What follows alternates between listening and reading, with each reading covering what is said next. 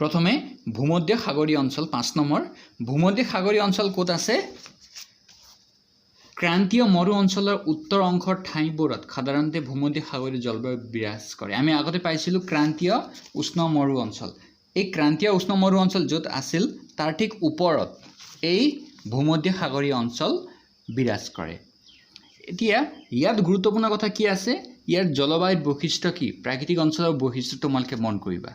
এই প্ৰাকৃতিক অঞ্চলৰ বৈশিষ্ট্য এই যে ইয়াত গ্ৰীষ্মকাল উষ্ণ আৰু শুকান আৰু শীতকাল ঠাণ্ডা আৰু খেমেকা অৰ্থাৎ এই অঞ্চলত শীতকালীয় বৰষুণ হয়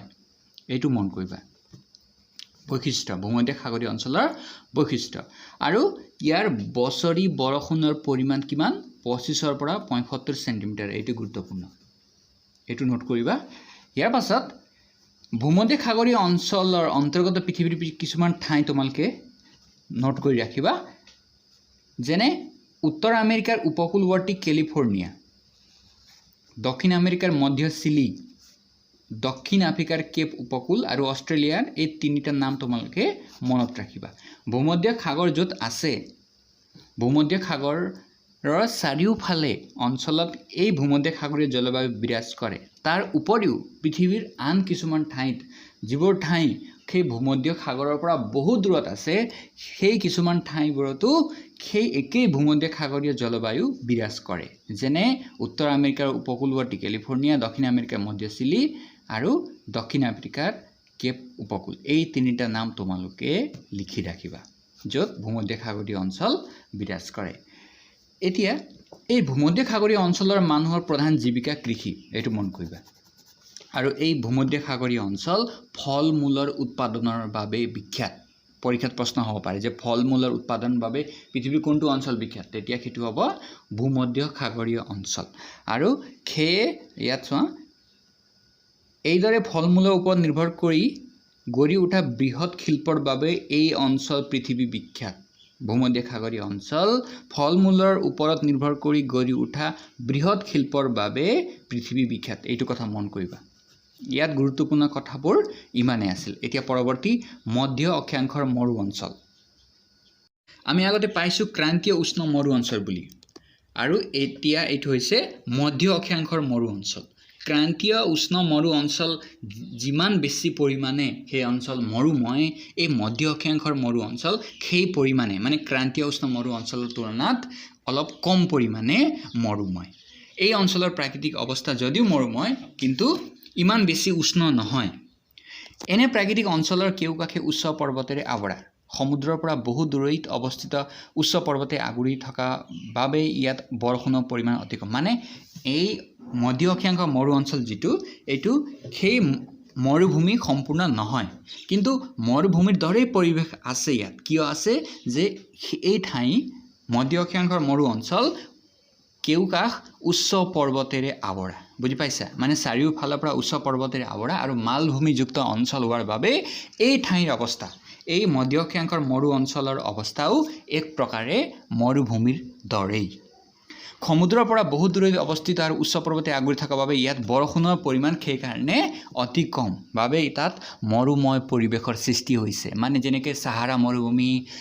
কালাহাৰী মৰুভূমি বা ভাৰতৰ থৰ মৰুভূমি এই তিনিটা বিখ্যাত মৰুভূমি আছিল এই ক্ৰান্তীয় উষ্ণ মৰু অঞ্চলৰ অন্তৰ্গত কিন্তু এই মধ্য অক্ষাংশৰ মৰু অঞ্চলত ইমান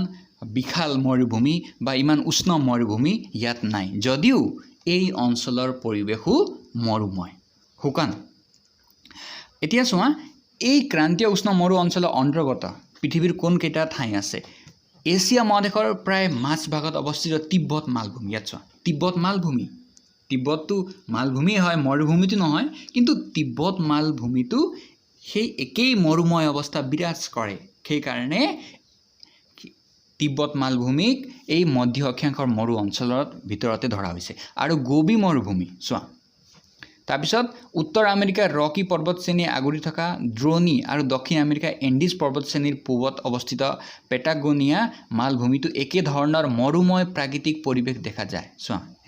এখিনি তোমালোকে নিশ্চয় বুজিলা যে যদিও সম্পূৰ্ণ মৰুভূমি নহয় তথাপিও পৃথিৱীৰ কিছুমান ঠাইৰ অৱস্থা সেই মৰুভূমিৰ দৰেই